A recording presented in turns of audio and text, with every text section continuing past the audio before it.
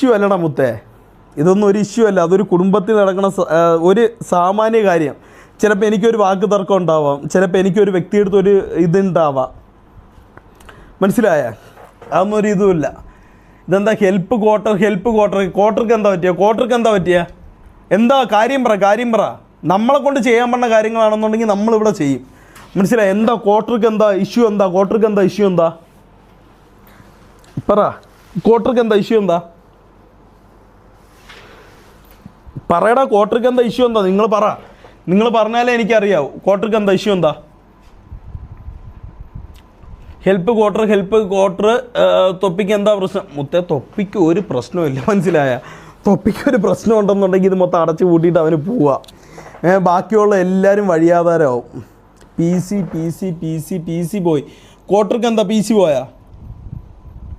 P C അടിച്ചു പോയാ? അവൻ ഇന്നലെ